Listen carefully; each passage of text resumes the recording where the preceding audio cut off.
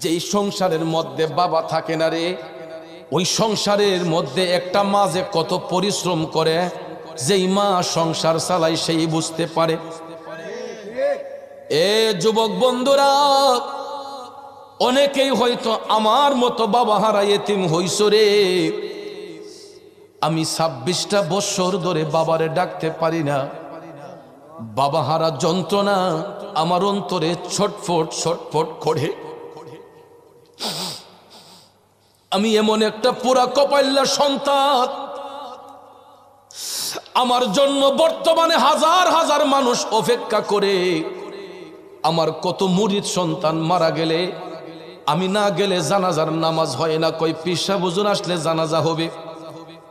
আমার কিছু কিছু মুরিদ ওসিয়ত করছে, কই মারা যাবার পরে লাশ যদি 5 দিনও থাকে, বাজান আপনি আইসা আমার জানাজা দিবেন। এরকম ভাবে বহু জায়গার মধ্যে লাশ বাড়িতে রাইখা আমার জন্য ঘন্টার পর ঘন্টা অপেক্ষা করে। আমি যাইলে পরে জানাজার নামাজ হয়। কিন্তু আমি এমন একটা পুরা কপিল্লা, যেই বয়সে আমি বাবা হারাইলাম, আমার বাবার জানাজার নামাজটা আমি পড়াইবার মতো যোগ্যতা ছিল না। এই একটা আফসোস আমার জীবনে। কত মানুষের জানাজা দেই, নিজের বাবার জানাজার নামাজটা পড়াইতে পারি নাই। এত ছোট ছিলাম যেই বয়সে বাবা হারাইছি।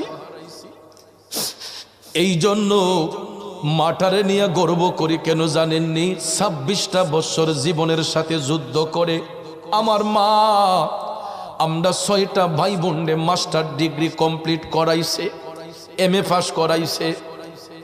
একটা মাঝে কত কষ্ট করে আমি আমার মারে দেখা বুঝছি। চাইলে আমাদেরকে কাজে লাগাইতে পারতেন, বিদেশে পাঠাই দিতে পারতেন, যেই কোনো দোকানে কাজ করার জন্য দিতে পারতেন কিনা। কিন্তু ভাইয়েরা, আমার বাবার আদর্শ ছিল পড়াশোনা করা। আমার মাকে বাবা পরামর্শ দিয়েছিলেন যে আমি মারা গেলেও আমার বাচ্চাগুলারে তুমি মানুষ বানাইও, পড়াশোনা করাইও। এ বন্ধুরা, আমার বাবাজিরা, সেই স্মৃতি ধারণ করে আমার মা 6টা ভাই বোনকে, আমাদের 6টা ভাই বোনদেরকে মানুষের মতো মানুষ করার জন্য চেষ্টা চালিয়ে, বর্তমানে শরীরটা অসুস্থ শরীরটা হলেও আজকে যখন আমি বাড়িতে গেলাম, এখন কিন্তু আমি বাড়ি থেকে আসছি 9টার সময়, হবিগঞ্জ আমার স্নানঘাট থেকে রওনা হয়েছি মাহফিলের উদ্দেশ্যে।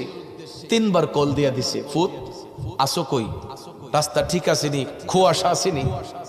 এই যে সন্তানের প্রতি দরদ, মা যদি চলে যায়